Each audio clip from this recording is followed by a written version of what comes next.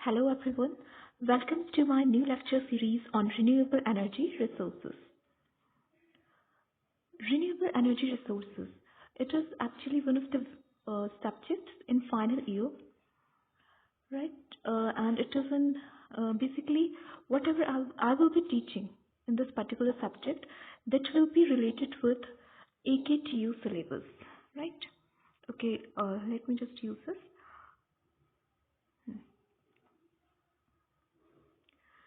So AKTU syllabus पे पूरा we will focus. जैसा कि हम प्रीवियस कुछ लेक्चर्स में we just try to do that. तो ये फर्स्ट लेक्चर है ऑन रिन्यूएबल एनर्जी रिसोर्सेज. ठीक है, तो अब AKTU सिलेबस पे बेस्ड रहेगा. वैसे काफ़ी जनरल टॉपिक है. If you talk of this particular subject ना, रिन्यूएबल एनर्जी रिसोर्सेज, तो ये काफ़ी अच्छा सब्जेक्ट है. बहुत टेक्निकल नहीं है, right? It is not that much technical. एक नॉन टेक्निकल सब्जेक्ट है और जनरल सब्जेक्ट है रिन्यूएबल एनर्जी रिसोर्सेज. एक ऐसा टॉपिक है जो आपकी यू कैन से आपका जो करंट एनवायरनमेंट है, जो पूरा सिनेरियो अभी चल रहा है ना, तो वो पूरा you will just see in this particular thing. It's a very good topic, बहुत इंटरेस्टिंग है. कुछ उसमें टेक्निकलिटी बहुत ज़्यादा नहीं है, बहुत बेसिक चीज़ें हैं. यू ऑल आर इंजीनियर्स जो भी इस वीडियो को देख रहे होंगे, है ना, मोस्ट प्रोबेबली.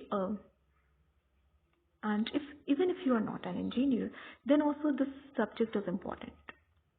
क्योंकि ये काफ़ी ज़्यादा जनरलाइज सब्जेक्ट है, इसमें बहुत स्कोप है, काफ़ी डायनेमिक है, right? And it's a ever changing subject, means ये चेंज होता रहेगा. और काफ़ी चीज़ें जो स्टैटिक भी हैं that also we will cover. और इसमें इनोवेशंस के बहुत चांसेस हैं, बहुत स्कोप है फ्यूचर में. इधर if you talk of research और if you talk of some employment opportunities, तो बहुत ज़्यादा स्कोप है इस पर्टिकुलर सब्जेक्ट में. तो ये और ज़्यादा इंटरेस्टिंग हो जाता है. इसमें बहुत ज़्यादा इनोवेशन आप कर सकते हो, राइट? तो अगर एक बेसिक अंडरस्टैंडिंग डेवलप हो जाती है तो from exam point of view also, like अगर हम AKTU को सिर्फ ध्यान में रखते हुए पढ़ेंगे तो उसके लिए भी अच्छा है ना. एक बेसिक अंडरस्टैंडिंग हो जाएगी. कोई क्वेश्चन आएंगे तो you will be very easily answering all those question, है ना. तो वैसा कुछ हम यहाँ पे करने की कोशिश करेंगे अपने लेक्चर्स में. और हमारा जो जो मेरा मेन यू कैन से उद्देश्य रहेगा, जो मेन ऑब्जेक्टिव होगा, वो ये होगा कि आपके जो पूरा सिलेबस है AKTU का, जिसके अंदर की 5 यूनिट्स हैं, वो कवर हो जाए. और वो कुछ इस तरीके से कवर हों कि बहुत ज़्यादा हमें लेक्चर्स ना करने पड़े. Like if let's say there are 5 units, है ना. अगर हमारे पास पूरे AKTU की हम बात करें तो हमारे पास 5 यूनिट्स होंगी, है ना. सी, मैं आपका फर्स्ट जो लेक्चर होगा ना, that I will be trying to introduce you with this topic, है ना. उस पर हम आएंगे, बट उससे पहले हम लोग थोड़ा सा जान लेते हैं कि सिलेबस में क्या है AKTU के सिलेबस में, और उसको किस तरीके से आगे कवर करेंगे. तो सिलेबस की अगर बात करें तो पूरे सिलेबस को AKTU में डिवाइड किया गया है इन 5 यूनिट्स. जैसे सारे सब्जेक्ट्स में होता है, आप जो टेक्निकल सब्जेक्ट्स पढ़ते हैं उनमें भी होता है, तो उसी तरीके से यहाँ पे 5 सब्जेक्ट में पूरा इस 5 टॉपिक्स में, और यू कैन से 5 यूनिट्स में ये डिवाइडेड है, जिसके और हर एक यूनिट के अंदर there are multiple number of topics. ठीक है, तो वो हम देखते हैं कि वो पूरे 5 यूनिट्स क्या हैं. कोशिश मेरी ये होगी कि एक यूनिट को मैं 2 लेक्चर्स के अंदर फिनिश कर दूं. तो if you see you just see की पूरे 5 यूनिट्स हैं, तो 10 लेक्चर्स में हम कोशिश करेंगे कि ये हो जाए. या तो ये स्ट्रेटजी फॉलो करेंगे, या फिर ये भी means I can even do this thing कि short videos on a topic, है, एक सिंगल टॉपिक पे एक छोटा वीडियो बनाएंगे, ठीक है, जो कि कुछ 10 से 15 मिनट्स का होगा. तो दोनों में से कोई भी एक जो मुझे सुटेबल लगेगा दैट आई विल डू. ठीक है, तो that is what which I have thought that I will do in this particular lecture series. तो ये पूरा कंप्लीट करेंगे. ऐसे नहीं करेंगे कि केवल एक दो टॉपिक्स के अंदर आई लेफ्ट, है ना. This thing I will not do. I will try to cover all the 5 units in a sequential manner and in a very proper manner. ठीक है, तो ये हमारा एक मोटो रहेगा इस यूनिट का. बाकी एक आपकी अंडरस्टैंडिंग डेवलप हो जाएगी when you will just go through all these things. बहुत ही इंटरेस्टिंग है. So let us start with this particular subject, है ना, without wasting much of our time. Okay, so let's come to it. Let's come to the point. Okay, तो क्या है unit 1 हमारा जो है इसमें. अच्छा, एक चीज़ और जो बहुत ज़रूरी है दैट इज कि रिन्यूएबल एनर्जी रिसोर्सेज नाम का जो ये सब्जेक्ट है इसको पहले हम बोलते थे नॉन कन्वेंशनल एनर्जी रिसोर्सेज. ठीक है, आपके एक ही टीयू में ही ये पर्टिकुलर सब्जेक्ट था विद दिस पर्टिकुलर नेम. क्या है एक बार इसको देख लेते हैं क्योंकि ये भी बहुत इम्पॉर्टेंट है. ये टर्म जो मैं बोल रही हूँ that is non conventional energy resources, that is also very important. Non conventional energy resources. Not that clear, just wait a minute.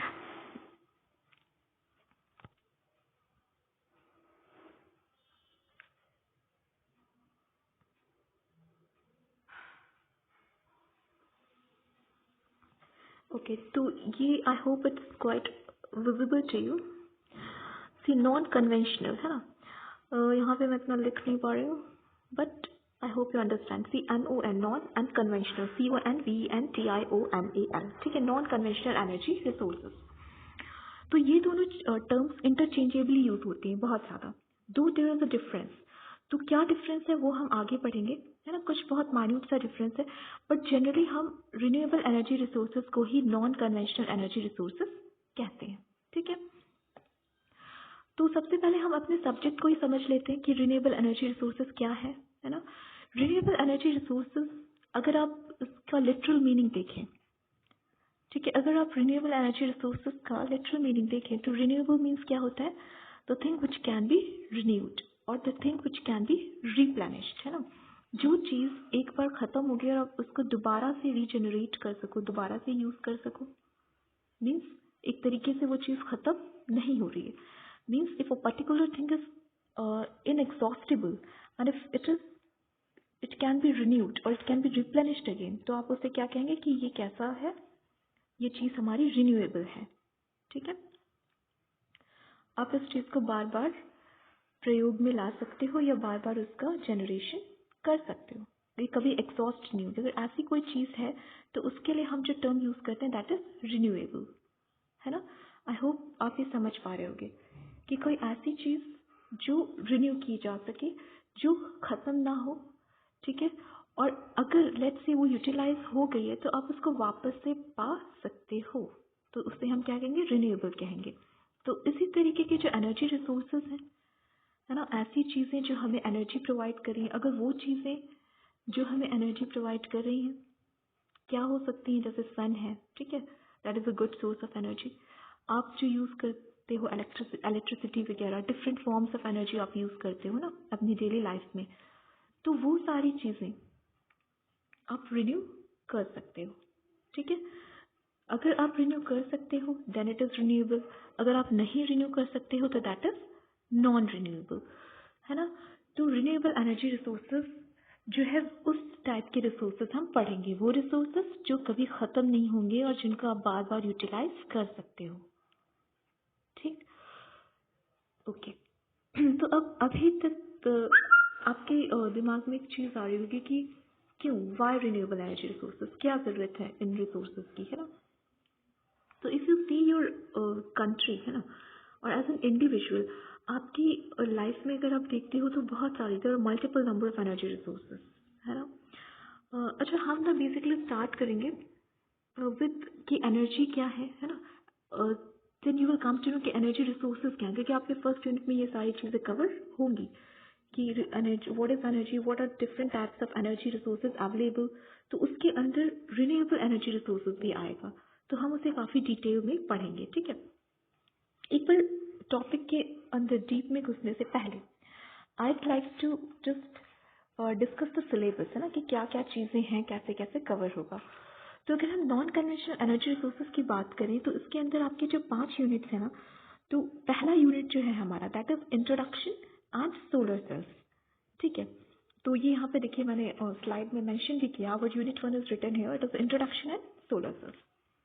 तो अगर इंट्रोडक्शन पे देखें हम तो इसके अंदर क्या चीज़ हमें पढ़ना है दैट इज कि various non conventional energy resources जो आपके पास अवेलेबल है ना, वो हम देखेंगे.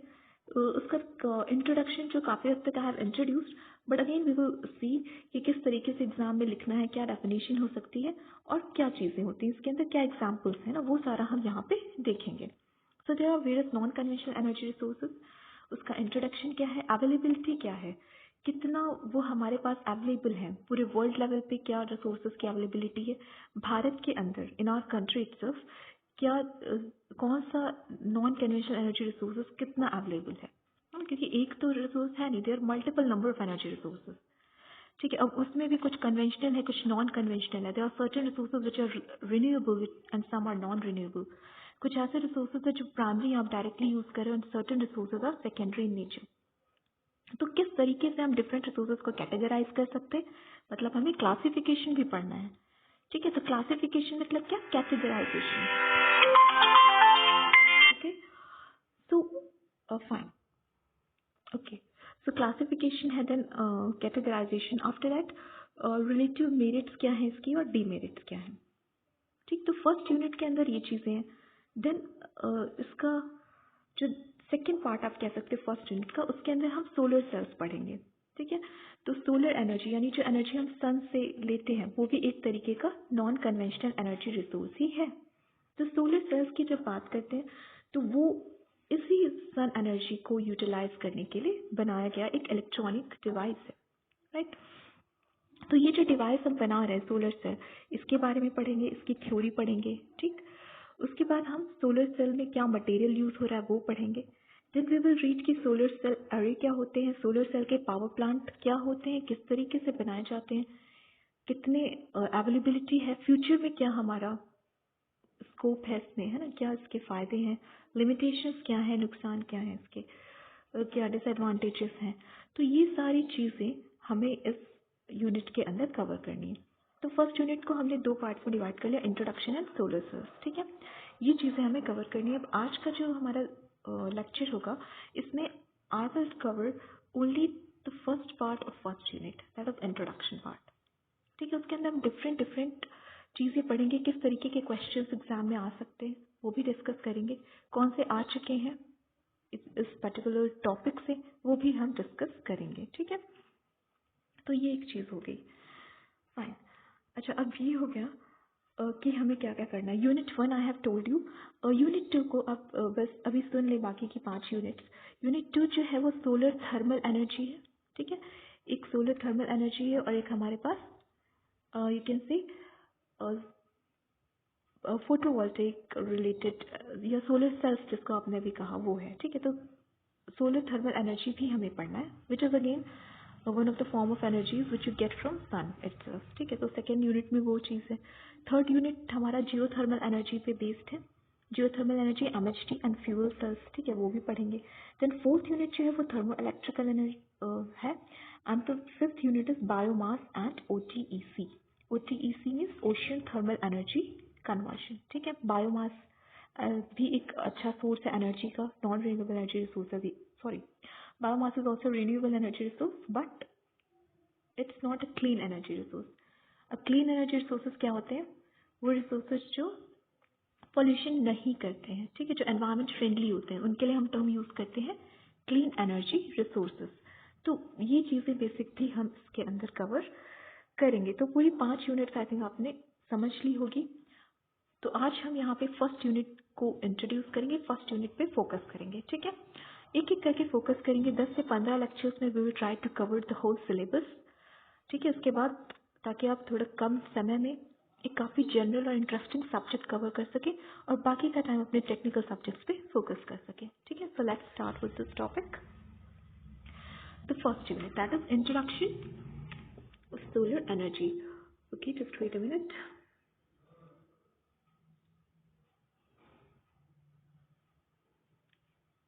Fine, so let us start with this various non conventional energy resources, है ना। इंट्रोडक्शन पे आते हैं। अब एनर्जी वर्ड लिखा हुआ है, पहले तो तीनों टर्म्स को समझ लेते हैं। एनर्जी क्या होता है, what is energy? See you all will say that energy is the capacity to do work, है ना। तो कोई भी ऐसी चीज़, कोई भी ऐसी वस्तु जिसकी हेल्प से, जिसके अंदर ये एबिलिटी है कि वो कोई काम कर सके, है ना, so that is a form of energy, है ना। आपने एनर्जी के बारे में एक बात सुनी होगी that energy can neither be created nor be destroyed, but it can be converted from one form to another, है ना. एनर्जी को ना ही आप क्रिएट कर सकते हो ना डिस्ट्रॉय कर सकते हो, वो नेचर में अवेलेबल है, right. The only thing which you can do is कि आप उसको अपने एक फॉर्म से दूसरे फॉर्म में कन्वर्ट कर सकते हो. लाइक आपके पास हीट और लाइट डिफरेंट डिफरेंट फॉर्म्स में अवेलेबल है, ठीक है. अब आप उस पर्टिकुलर फॉर्म ऑफ एनर्जी को उस फॉर्म में कन्वर्ट करना चाहते हो जिससे आप यूटिलाइज कर सकते हो. जैसे आप घरों में देखते हो, you have a fan and you have lights. तो एक लाइट एनर्जी है विच यू नीड, है ना. कहाँ से मिलती है, किस तरीके से आप लाइट जनरेट करते हो, है ना. ये चीज़ें क्या है, एक दूसरे फॉर्म ऑफ एनर्जी को आप कन्वर्ट करते हो. इलेक्ट्रिसिटी जो है एक मीडियम है ऑफ हैविंग एनर्जी, है ना. तो इलेक्ट्रिसिटी कहाँ से आती है, क्या वो पहले से ही प्रेजेंट होती है नेचर में, या फिर आप जनरेट करते हो, है ना. कहीं जनरेटिंग पावर स्टेशन है क्या, वहाँ पे आप जनरेट करते हो. तो इसी तरीके से जनरेशन हो रहा है, it means you are converting something, ठीक है. क्या चीज़ कन्वर्ट कर रहे हो, कैसे कर रहे हो, दैट विल बी सी. तो एनर्जी slides में will focus. Let's see the first statement which is written here, that is energy is one of the most important component of economic infrastructure. It's very true, है ना. अगर आप अपने economy को देखो, right, if you see the Indian economy, तो India की economy की अगर हम बात करें तो यहाँ पे जो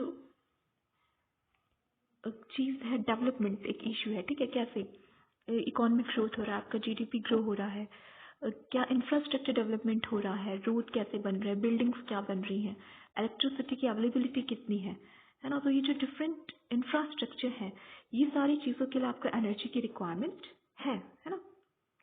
कहीं पर भी आप देखो, so you need energy to do any work, whether it's the construction of a building, whether it's the construction of a road, or whether it's the generation of electricity.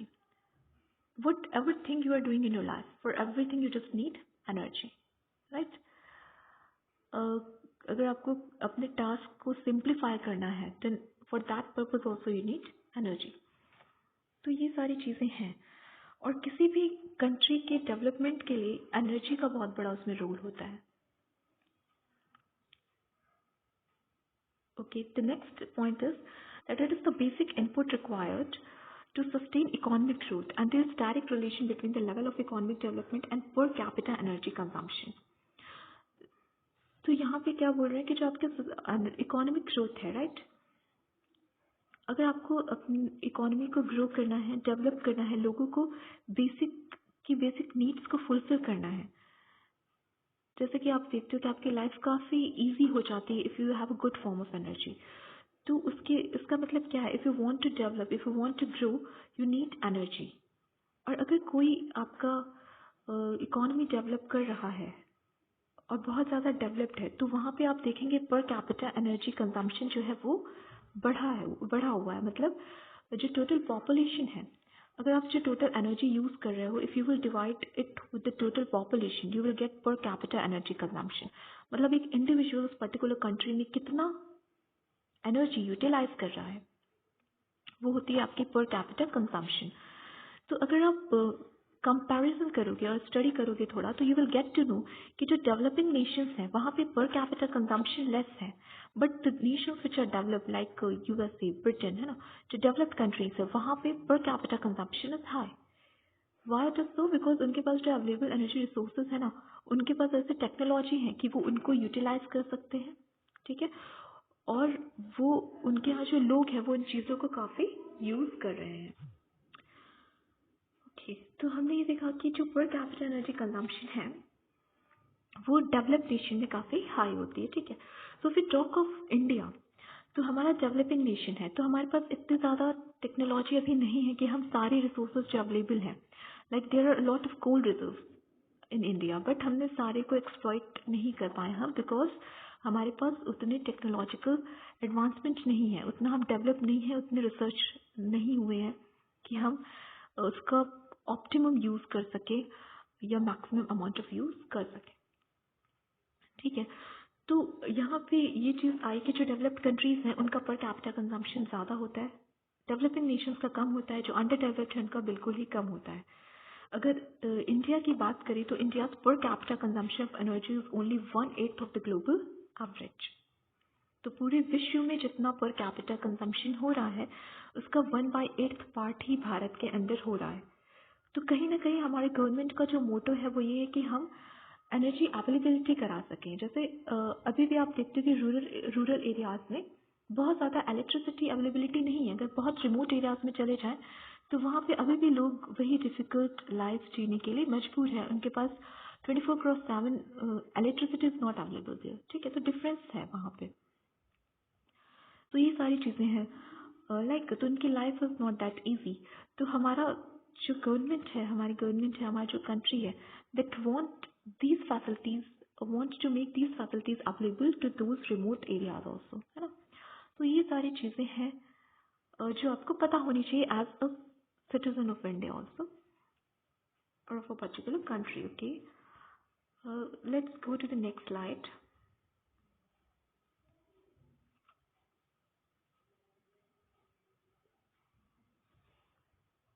Wait a minute.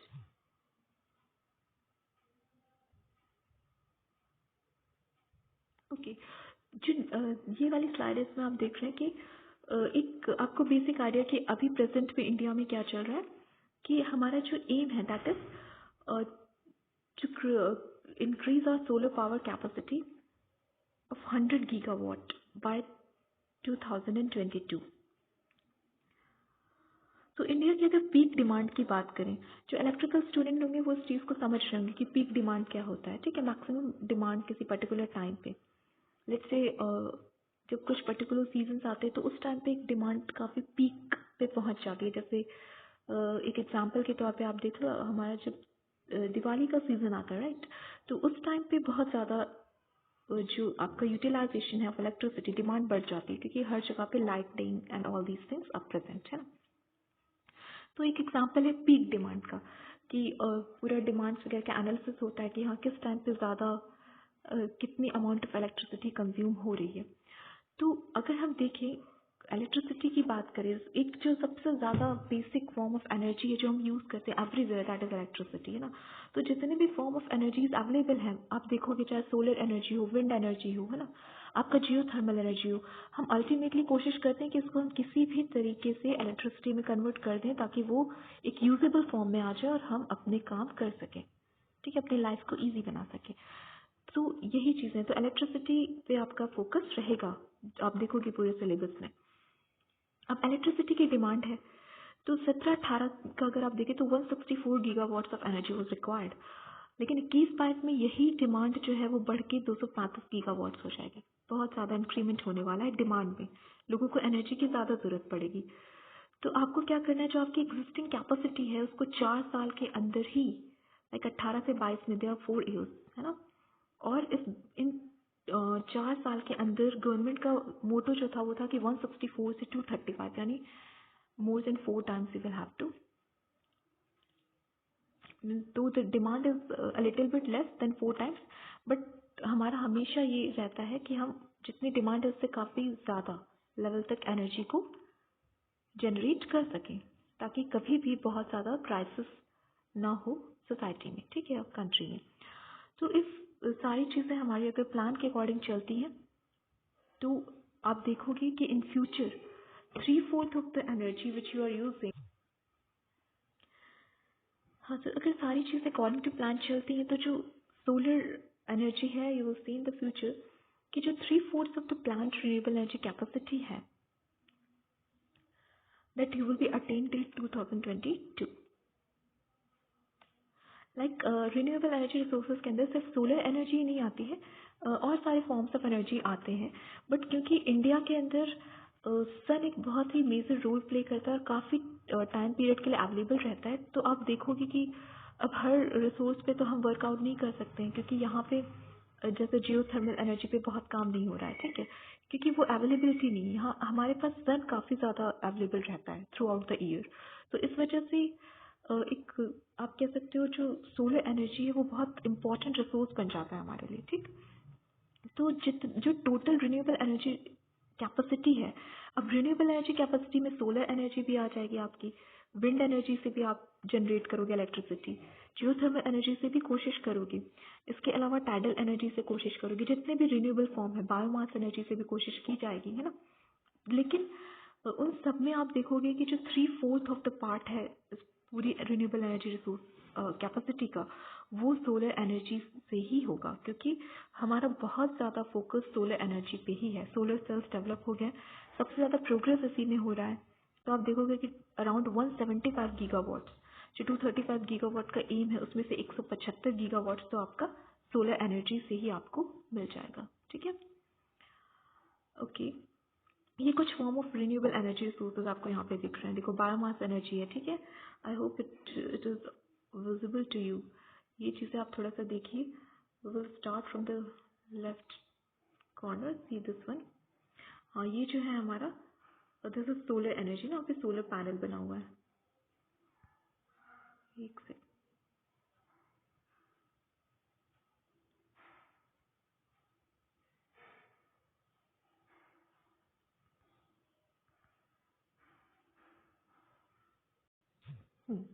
तो इस slide में देखिए आप लोग को बहुत सारे forms of renewable energy resources दिख रहे हैं। ये देखिए आपके सोलर पैनल्स कुछ ऐसे ब्लू कलर के जो यहाँ पे, ठीक है, सन एनर्जी है। ये सोलर पैनल्स सन की जो हीट एंड लाइट एनर्जी है, ठीक है, उसको कन्वर्ट करें। बेसिकली लाइट एनर्जी को आप कह सकते हैं फोटॉन्स के फॉर्म में, जो यहाँ पे रेज आ रही हैं, उनको इलेक्ट्रिसिटी में कन्वर्ट किया जा रहा है, ठीक है। और डीसी एनर्जी के फॉर्म में या डायरेक्ट करंट के फॉर्म में it has been you can say stored, है ना। ये देखिए यहाँ पे ये विंड फार्म्स हैं आपके, इतने सारे विंड मिल्स यहाँ पे लगे हुए हैं, ठीक है। इससे आप विंड एनर्जी को इलेक्ट्रिसिटी में कन्वर्ट कर सकते हो। ये टाइडल एनर्जी है, जो ओशियन में टाइड्स आते हैं, वेव्स आती हैं, तो उसमें भी काफ़ी एनर्जी स्टोर रहती है, काइनेटिक एनर्जी, है ना, उसको आप कन्वर्ट कर रहे हो इलेक्ट्रिकल एनर्जी में, ठीक है। सिमिलरली यहाँ पे विंड एनर्जी का जो काइनेटिक एनर्जी है, that is being converted into electrical energy. कैसे, that we will see later on, one by one we will study all these forms of energy in detail, है ना। दूसरा है आपका जियोथर्मल एनर्जी, मतलब आपकी धरती के अंदर जो हीट है, जो मैग्मा या लावा प्रेजेंट है, जो आप देखते हो ना कभी कभी वॉल्केनिक एरप्शंस की आपको घटनाएं सुनने में आती हैं कि कहीं पे वॉल्केनिक एरप्शन हुआ है, तो वो चीज़ें जो हैं, इसका मतलब धरती के अंदर भी एक बहुत ही ज़्यादा हीट के फॉर्म में एनर्जी प्रेजेंट है ना। तो उसको भी हम यूटिलाइज करने की कोशिश करते हैं with the help of different technological developments और डिवाइसेस, है ना। तो जियोथर्मल एनर्जी भी एक रिन्यूएबल फॉर्म ऑफ एनर्जी है। इसी तरीके से बायोमास एनर्जी, मतलब जैसे जो आपकी चीज़ें आपके पास प्रेजेंट होती है, लाइक काऊ डंग हो गया, वुड हो गया, ठीक है, लकड़ी वगैरह, देन और भी जो थोड़ी आपके लेट्स से प्लांट्स के जो वेस्ट मटेरियल है, तो उन सब का यूज़ करके भी आप बायोमास, उसको हम बायोमास कहते हैं, लिविंग बींग्स से रिलेटेड जो वेस्ट मटेरियल अवेलेबल हैं, तो वो जो बायोमास है उसको भी आप, that is also store house of energy, तो उसको भी आप कन्वर्ट कर सकते हो यूजेबल फॉर्म में, है ना। तो इस तरीके से ये कुछ हमारे पास sources of renewable energy present है इन आवर नेचर, ठीक है। तो ये चीज़ें और ये सारे सोर्सेज को हमें स्टडी करना है। क्यों करना है स्टडी, है ना, this is one of the question which might arise in your mind कि क्यों पढ़े हम renewable energy resources when non renewable energy resources are present over there. अच्छा, रिन्यूएबल एनर्जी रिसोर्सेज को हम नॉन कन्वेंशनल एनर्जी रिसोर्सेज इसलिए कहते हैं क्योंकि ये ट्रेडिशनली यूज़ नहीं हो रहे हैं। कन्वेंशनल मतलब क्या होता है, वो चीज़ें जो ट्रेडिशन से हमारे पास से चली आ रही, परंपरागत रिसोर्सेज, है ना, कन्वेंशनल रिसोर्सेज। तो पहले हम क्या किया करते थे, जो पहले हम रिसोर्सेज यूज़ करते हैं, आप देखोगे कोल यूज़ कर रहे हैं हम, ठीक है, फॉसिल फ्यूल्स यूज़ कर रहे हैं, पेट्रोलियम यूज़ कर रहे हैं। तो ये जो चीज़ें हैं ना, ये पहले यूज़ हो रही थी, मतलब ये कन्वेंशनल है, ट्रेडिशनल फॉर्म ऑफ एनर्जी, ठीक है। तो अब ये जो एनर्जी है, फॉर्म ऑफ एनर्जी है, ये एग्जॉस्टिबल है, ये ख़त्म हो जाएगी, तो नॉन रिन्यूएबल है। इसलिए हमने कह दिया कि जो नॉन रिन्यूएबल एनर्जी रिसोर्सेज है वो कन्वेंशनल है ना। बट उसी टाइम पे फिर हमने सोचा भी ख़त्म हो जाएंगे, तो हमें तो कुछ ऐसे रिसोर्सेज चाहिए जिसको हम बार बार जनरेट कर सके, जो कभी ख़त्म ना हो, ताकि फ्यूचर के लिए भी काम आए, सस्टेनेबल हो, प्रेजेंट जनरेशन की नीड्स को फुलफिल करें और फ्यूचर जनरेशन के भी काम आए। तो इसलिए हम किन चीज़ों पर रिसर्च कर रहे हैं, उन चीज़ों पे जो रिन्यू हो सके, जो रिप्लेनिश हो सके, जो कभी ख़त्म ना हो, यानी कि इनएग्जॉस्टिबल हो, राइट। तो ये टर्म्स आपको ध्यान रखने होंगे, इनएग्जॉस्टिबल, रिन्यूएबल एंड रिप्लेनिशेबल, मतलब जो चीज़ें रिन्यू कर सकें, बार बार यूटिलाइज कर सकें, रिप्लेनिश कर सकें, रिसाइकल कर सकें. रिसाइकल सेम थिंग है ना, वंस एग्जॉस्टेड कैन बी रीयूटिलाइज्ड. या फिर वो चीज़ ख़त्म ही ना हो, इतना अवेलेबिलिटी हो कि कभी फिनिश ही ना हो, फिनिश हो जाए तो इतनी जल्दी दोबारा से बन जाए, है ना, इतना टाइम ना लगे उसकी जनरेशन में. जैसे कि कोल वगैरह है, बनेंगे ये चीज़ें but after million and billion years ago. ठीक है, after million billion years you will get this energy available once exhausted. ठीक है, तो ये सारी चीज़ें हैं. तो इसीलिए हमारी कोशिश ये रहती है कि हम रिन्यूएबल फॉर्म ऑफ एनर्जी को यूज़ करें. तो इन्हीं को हम एक एक करके स्टडी करेंगे.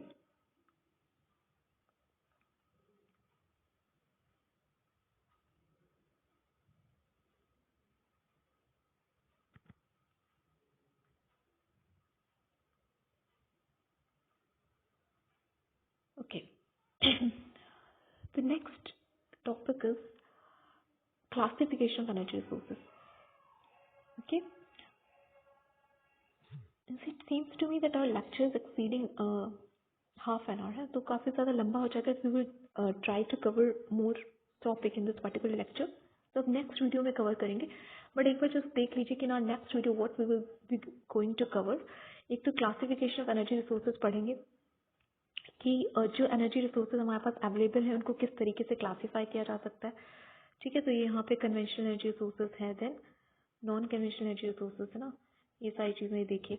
तो हम डिफरेंस की फॉर्म में ना ये सारे फॉर्म्स ऑफ एनर्जी को पढ़ेंगे. तो डिफरेंसेस पढ़ लेंगे तो दो चीज़ें कवर हो जाएंगी. एक तो ये कि क्वेश्चन डायरेक्ट पूछा जा सकता है that what is the difference between these to form of energy resource, है ना, कि कन्वेंशनल और नॉन कन्वेंशनल में क्या डिफरेंस है.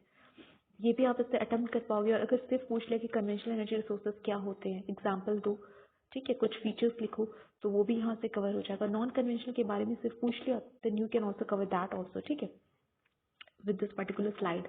तो दो तीन टाइप्स के क्वेश्चन जो बन सकते हैं वो आप यहाँ से सॉल्व कर सकते हो. तो ये सारे जो आपका स्लाइड्स है that we will discuss in the next lecture, है ना. थोड़ा शॉर्ट करें, आज थोड़ा फर्स्ट लेक्चर था तो कुछ इंट्रोडक्शन पार्ट ज़्यादा हो गया, है ना. So but once again we will start with these topics और थोड़ा शॉर्ट रखेंगे.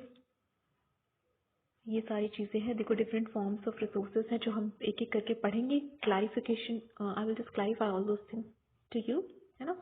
स्लाइड पे फोकस रहेगा थोड़ा ज़्यादा. तो conventional non conventional energy resources, what are the differences between them. Commercial energy resources क्या होते हैं, कॉमर्शियल एंड नॉन कॉमर्शियल में क्या डिफरेंसेस हैं वो भी हमें देखना है. ठीक है, then we will come to renewable and non renewable energy resources. After that we will study the differences between these two, है ना. मोस्ट इंपॉर्टेंट है ये आपके एग्जाम के लिए. The next is primary and secondary energy resources, इनके अंदर क्या चीज़ें आती हैं.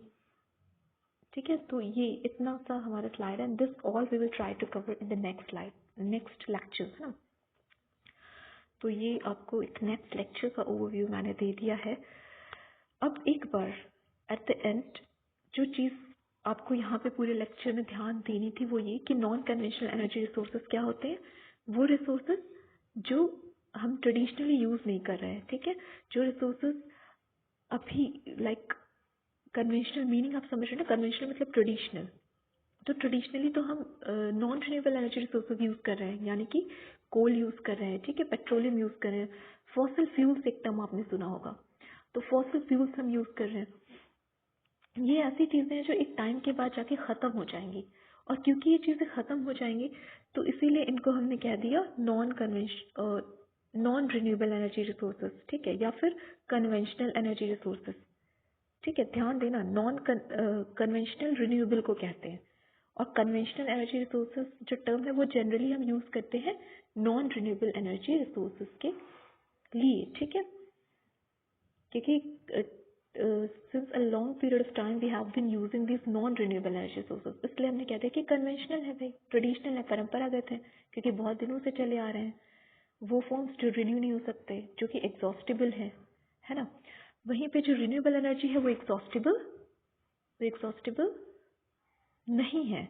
वो बहुत लॉन्ग टाइम पीरियड के लिए अवेलेबल है. और अगर एक बार मान लीजिए ख़त्म भी हो जाए किसी रीज़न से तो आप उसको रीजनरेट कर सकते हो, है ना. जैसे एक तरह से सोलर एनर्जी हो गया. सन जो बहुत दिनों तक रहेगा और बहुत सारी generations, number of generations will see it, है ना। तो वो बिलियन ऑफ ईयर्स तक, अब कब यूनिवर्स का एंड कब है वी डोंट नो, है ना। लेकिन जब तक हम रहेंगे तब तक तो सूरज रहेगा और बहुत सारे जनरेशंस भी हमारी देखेंगी। तो अगर सूरज एक फॉर्म ऑफ एनर्जी है, सन एक फॉर्म ऑफ एनर्जी, अगर वो अवेलेबल हो जा रहा है, उस एनर्जी को अगर हम यूटिलाइज कर लें तो हमारे पास कभी भी एनर्जी की कमी नहीं आएगी। अच्छा, एक बहुत ही इम्पोर्टेंट एस्पेक्ट है जो अभी छूट रहा है, दैट इज एनवायरमेंटल पॉल्यूशन। जो हमारे नॉन रिन्यूएबल एनर्जी रिसोर्सेज थे ना, ये बहुत ज़्यादा पॉल्यूशन क्रिएट कर रहे थे। उसकी वजह से डिफरेंट डिजीजेस हो रही थी, लोगों का लाइफ स्पैन कम हो रहा था, ठीक है। Like if you talk of human being, not only human being, जो दूसरी बायोडाइवर्सिटी, जो दूसरी स्पीशीज हैं इस एनवायरमेंट में, इस यूनिवर्स में, वो सारी ख़त्म हो रही थी, एक्सटिंक्शन हो रहा था, ठीक है। तो एक्सटिंक्शन पे पहुंच रही थी वो स्पीशीज़, तो इसीलिए फिर इतना क्लाइमेट चेंज हो रहा है ना। ये सारे इश्यूज हो रहे हैं, ग्लोबल वार्मिंग का इशू हो रहा है, देन ओजोन डिप्लीशन इशू आया। तो ये सारे इश्यूज भी हम देखेंगे। ये सारे चीज़ों की वजह से ही रिसर्च करनी पड़ी कि हमें रिन्यूएबल एनर्जी चाहिए, एक ऐसी एनर्जी चाहिए जो एनवायरनमेंट फ्रेंडली हो, एक ऐसी एनर्जी चाहिए जो क्लीन एनर्जी हो, एक ऐसी एनर्जी चाहिए जो हमारी ही नीड्स को ना फुलफिल करे, इस धरती को हमारी फ्यूचर जनरेशन के लिए भी रहने लायक छोड़े। अदरवाइज इतनी सारी पॉल्यूशन क्रिएट हो जाएगी तो खुद की लाइफ तो रिड्यूस होगी ही, जो कमिंग जनरेशन है वो बहुत वीक होगी, and you know it will be injustice with our future generation. तो ये सारी चीज़ों को ध्यान में रखते हुए अभी जो हमारा प्रेजेंट में जो फोकस है that is on renewable energy resources. So I believe that as an engineer, whether you are mechanical और इलेक्ट्रिकल, ये ऐसा सब्जेक्ट इसीलिए सारे ब्रांचेस में पढ़ा रहे हैं कि आप इन चीज़ों पे थोड़ा सा फोकस करो कि क्या कर सकते हैं हम, क्या चीज़ें हमारे पास अवेलेबल हैं जिससे कि हम इन रिन्यूएबल एनर्जी रिसोर्सेज को ज़्यादा से ज़्यादा एक्सप्लॉइट कर सकें और यूटिलाइज कर सकें for our fulfillment, for our convenience and for our future generation as well, ताकि एनवायरनमेंट को भी डिग्रेड ना किया जाए, एनवायरनमेंट को भी प्रोटेक्ट किया जाए, उसको भी कंजर्व किया जाए और अपनी बेसिक नीड्स भी फुलफिल की जा सके, लाइफ को इजी किया जा सके, ग्रोथ की जा सके विदाउट कॉम्प्रोमाइजिंग और without affecting, adversely affecting the growth of our future generation. So sustainable development, climate change, है ना, ये सब कुछ एक आप कह सकते हो करंट इश्यूज हैं, है ना, जिनकी जो एक दूसरे से काफ़ी इंटर रिलेटेड और इंटरकनेक्टेड हैं। एंड हम रिन्यूएबल एनर्जी रिसोर्सेज ही इसलिए पढ़ रहे हैं कि ये सारे जो हमारे प्रॉब्लम्स हैं उनका सॉल्यूशन मिल सके। अल्टीमेटली जो चीज़ आप स्टडी करते हो that is going to be useful if you are going to implement whatever you are studying in practical life, right? बाकी exam, no doubt exam clear करना is one of the motto, but that is the secondary one. Primary motto तो यही होता है ना, आप कुछ भी पढ़ते हो कि उसको आप कैसे यूटिलाइज कर सको so that you can make your life easy, right? Okay, I think that this is more than sufficient for this particular lecture क्योंकि काफ़ी टाइम हो गया है. I think it's around 40 minutes, है ना. So I'd like to end it here itself. अब थोड़ा सा हम फोकस करेंगे एग्जाम ओरिएंटेड एज वेल, और बाकी बेसिक जो नॉलेज है उसको आप अलग तरीक़ों से भी यूटिलाइज कर सकते हो कि इस बेसिक नॉलेज का यूज़ करके फिर आप इसमें फर्दर रिसर्च करोगे, है ना. एक इंटरेस्ट आ जाए आपके अंदर, ये भी एक मोटो रहेगा for this particular lecture series, है ना, of this particular lecture series. तो इंटरेस्ट आपके अंदर आ जाएगा और आप इस फील्ड पे एक, आप फ्यूचर में अगर आप रिसर्च फील्ड में जाते हो ना, it is one of the very nice fields for you. और हो सकता है अच्छी रिसर्च हो क्योंकि गवर्नमेंट इन पे फोकस करेगी तो जॉब अपॉर्चुनिटीज़ भी इन पर्टिकुलर फील्ड में काफ़ी ज़्यादा अवेलेबल होंगी फॉर इंजीनियर्स, है ना. तो it's a very important subject for you, for your life, for your society, for the nation, right, and for the world, you can say, for the whole universe, for everyone, for everything whichever is present here in the world, right? So just keep studying, be happy and take care of yourself. And with this, I think I should end the lecture. Next lecture we will try to keep short. We will try to just focus on the points which are important for exam as well. Baki, it's interesting and how you can utilize it that somehow I have discussed in this lecture itself. Okay, thank you. Thanks.